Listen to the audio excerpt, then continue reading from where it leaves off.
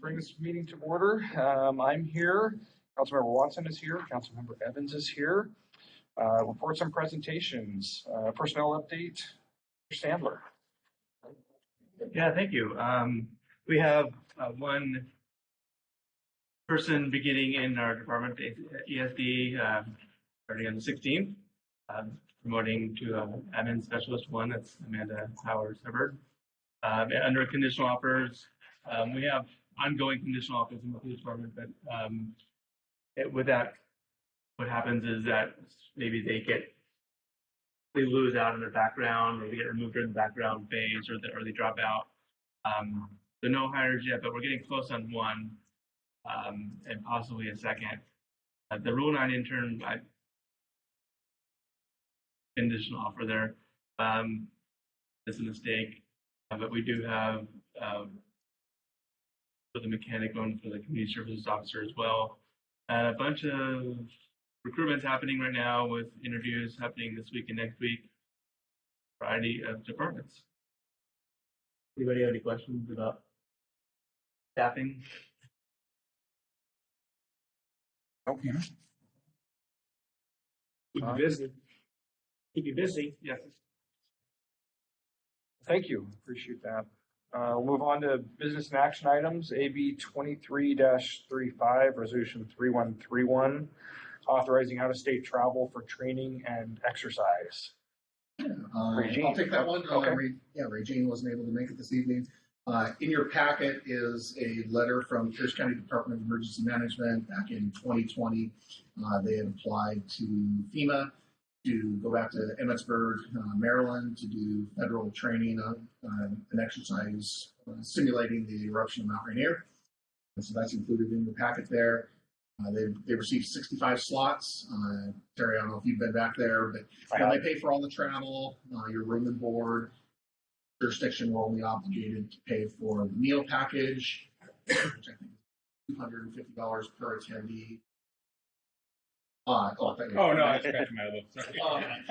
Any baggage fees, parking, things like that they pay for all airfare. After reviewing it with the mayor would like to go and ask.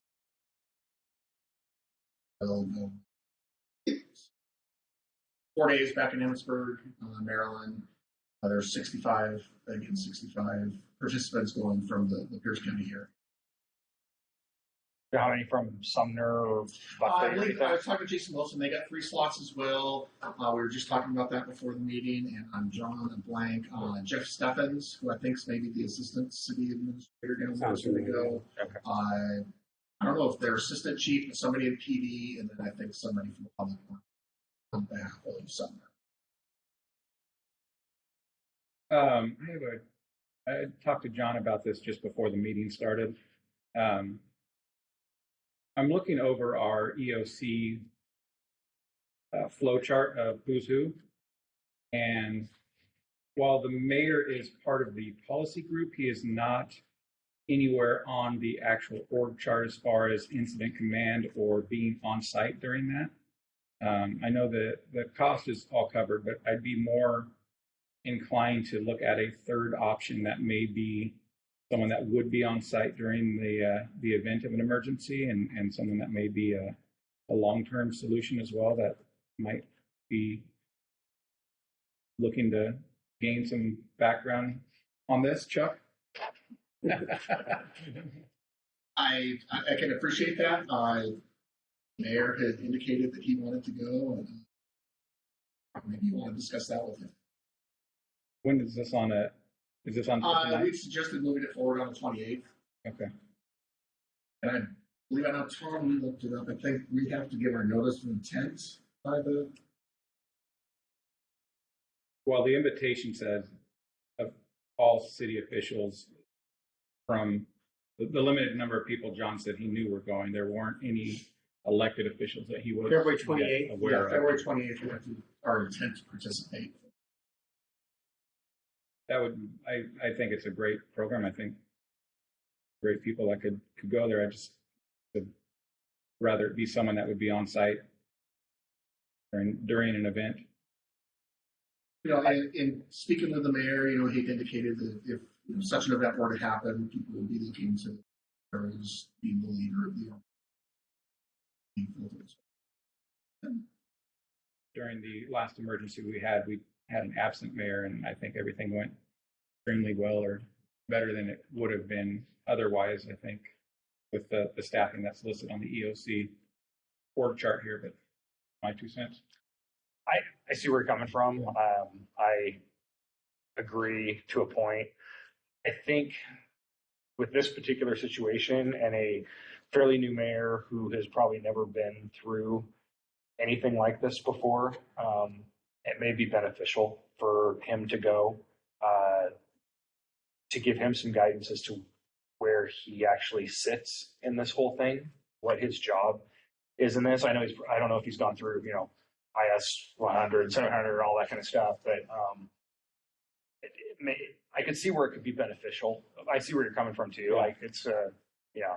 I mean, if we had 4 slots, but I just look at all the other people that have been here for 15, 20 years, Sure. as key instruments in the event of this. Yep. I'd much rather get someone with that experience and exposure. But I understand what you're talking about too. If this were an online thing or something local, then Sure. it probably wouldn't be as big of a concern for me. Well, do you want to talk about it? It's supposed to go, what do you say, 28?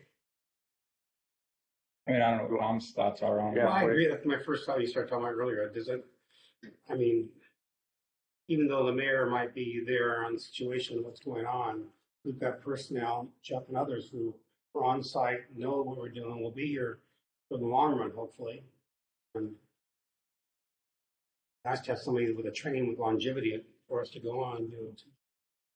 I mean, one thing also to keep in mind is, Regina wasn't here to speak to this, but she's mentioned that through the EPIC group, these local coalition emergency, they too are working on us. So more defined to the East Pierce area, and is hopeful that we'll get a chance to go again in 20 with a smaller group of folks. They do it all the time, this type of training? I don't know. I mean, they do. Well, this one's specific, This not is Rainier. specific. Yeah, I know they do general EMI training. The Emergency Management Institute.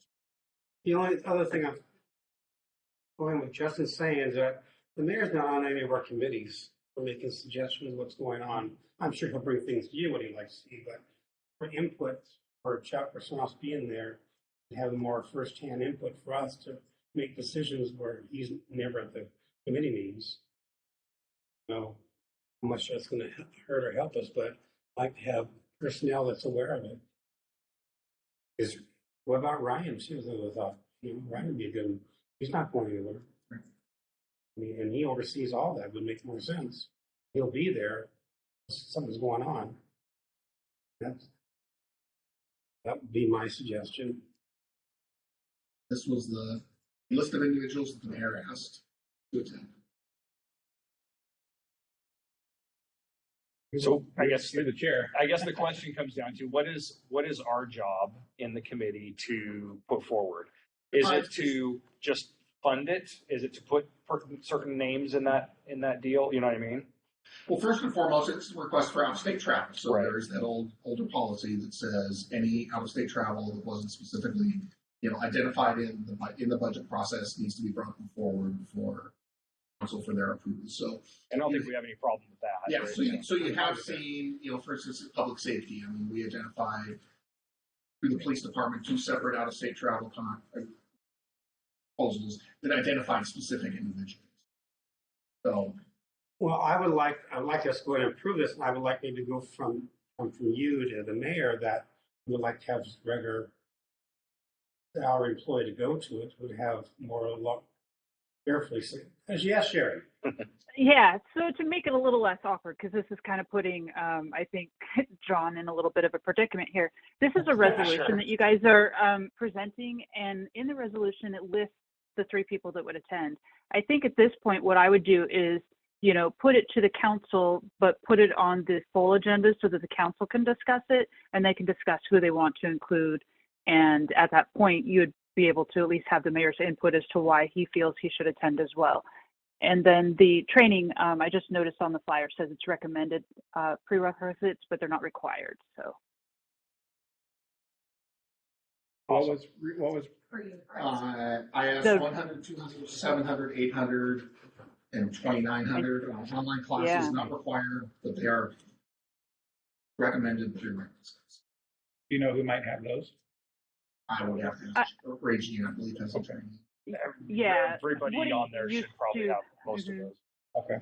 the only one I think the department has 2,900 shown is have a- 2,900. Yeah. Level staff have the 1, 2, 5, or 1, 2, 7, and 8 is standard for pretty much everybody. And then 3 and 4 You for don't know what's the going on, department heads. But I don't know what 2,900 is either. I would agree with Sherry that we should just put it to full council and see if he agrees with this and we bring it forward. And if he doesn't, that's he's the mayor. I mean, it's There we go. I'm good with that. what we can do. Yeah, given that, that's a good point. Given that we do have to submit our letter of intent by the 28th, can we do it as an action item on next week's workshop? Yeah, I think that'd be fine. Yeah. The other question would be on the application. Does it say you have to have names? You said you opened up that notice of intent thing. Does it? Yeah, it's just, I think you do have to listen. Okay. yeah, you do. Okay. Yeah. Then yeah, we should definitely do it for next When I week. got happy with what he did. Awesome. Thank you. Thank you, Sherry Thank you, Sherry. and John. Johnson said that. I don't know what to do. Yeah, it was good. Good job. Venus call. Approval of meeting I'll let notes. her know you're in a meeting. Meeting notes are fine. There's no Okay. corrections. All right. And we're gonna come back to John for Yeah. AT&T Tacoma Point lease agreement. So if you'll recall, back in September, I brought forward a second amendment to the Tacoma Point site lease agreement with AT&T. As you know, we built a new tower, went higher, they want to go higher, they want to add a couple more antennas. And so at that time, in 2022, we had received $27,000 and $27,003 in our annual lease payments. And then there was a 5% annual price escalation.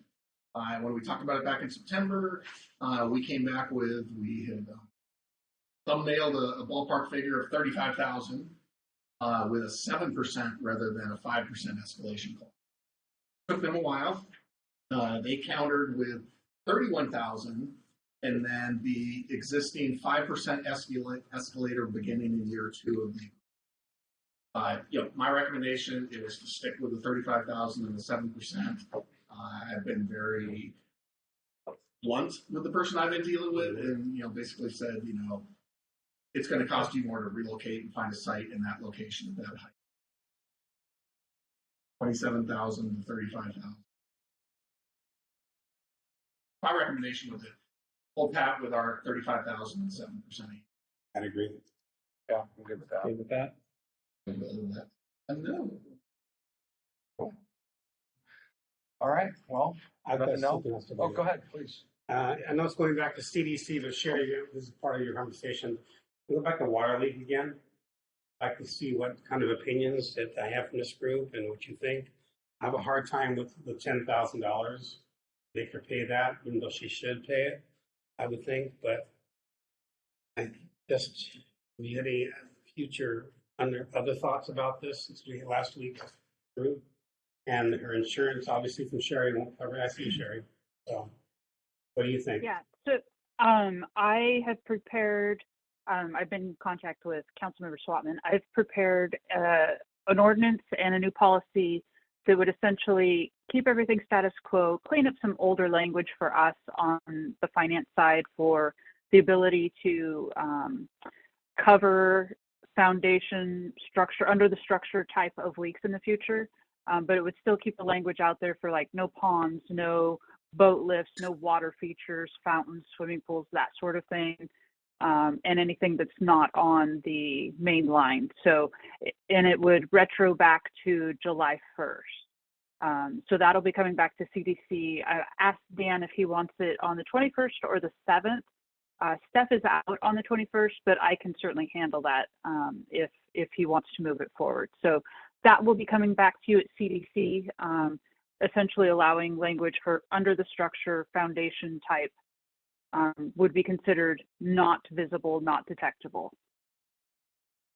So would that be retro to other people than like you're talking about for last year? Or It any? would, well, to July 1st. And so I had Steph look through how many people would qualify, and I think we only have one other one. And it is a much smaller sized leak. So financially, it's not going to be more than it wouldn't be more than $8,000 to the city. Okay.